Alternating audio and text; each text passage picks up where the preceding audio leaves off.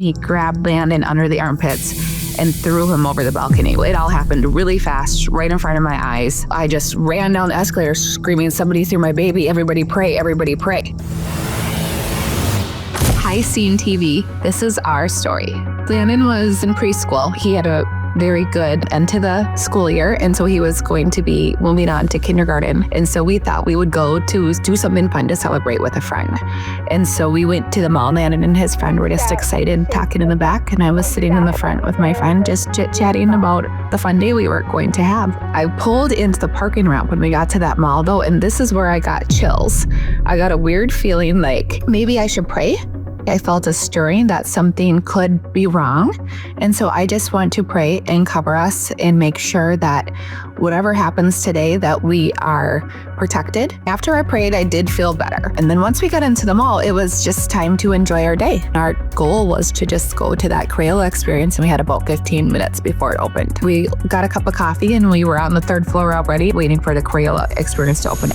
At that point, a man did come up and lean over the rocks with the boys. I thought that he worked there. And so in my mind, I wasn't thinking this man something's going wrong with him. He was leaning over and whispering, and the boys were giggling.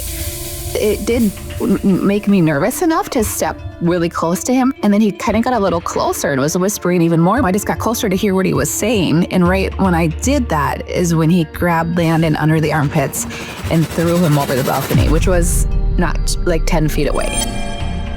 I remember, running down the stairs, the escalator, and two nurses that happened to work at Children's Minnesota were right behind me. I do not remember what he looked like when I got down there, but I picked him up and she goes, "No, you have to put him down. You have to put him down." Your instinct as a mom is just to go grab your baby and scoop him up, but she said, "You have to put him down." And as soon as I put him back down, the nurses came and started giving him CPR. The other nurse was like shielding me from seeing him and trying to keep me away, but I heard what they were doing. And they said he took a breath, and I said, "Yes, he took a breath." And then she said, "He has a heartbeat." And I said, "Yes, he has a heartbeat." We got on the stretcher and they're wheeling him out to the ambulance, and I was running with him. And I got in the ambulance with him, and they said, "No, man, you have to get out. We need room to work on him."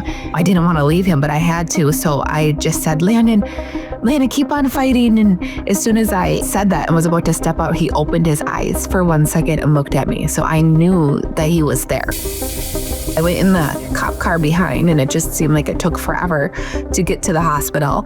They told me later that every doctor that needed to be there for Landon was there, and he needed every doctor. We got there at probably 10:30 in the morning, and we didn't find out every injury until probably close to 9 o'clock at night.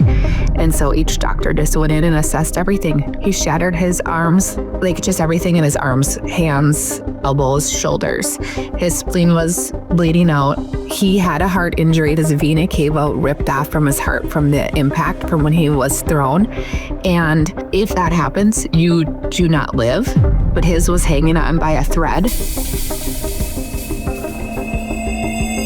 We had a 4-month stay in the hospital, a fight up and down, and that word was the word that we used to describe anything that happened from there out. And it was a bumpy road. We did not tell him that this was an evil man who did this or, anything bad. He thinks that he went to the mall and fell over the balcony and that we were going to stay in the hospital until his bones healed.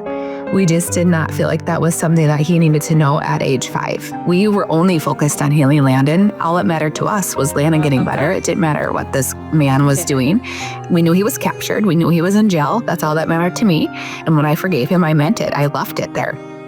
My cousin Courtney did text me and said, "He is being sentenced tomorrow. You have one chance to write an impact statement to him if you want to." Later that night when Landon was sleeping, I thought, okay, I'll write something. I just said that you chose to listen to the devil that day, and I'm sad that you made that choice, but I am here in the hospital watching my baby survive in miraculous ways, and the whole world saw a miracle because of what you did. The court read it to him, and so I know he heard it, and then I know he got sentenced to 19 years in prison.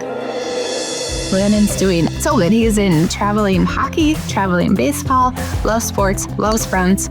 Could not enjoy life more. He just enjoys it to the fullest. He's not doing interviews or anything like that because he needs to be a kid and he just needs to live life and enjoy life. So I will do this for him right now.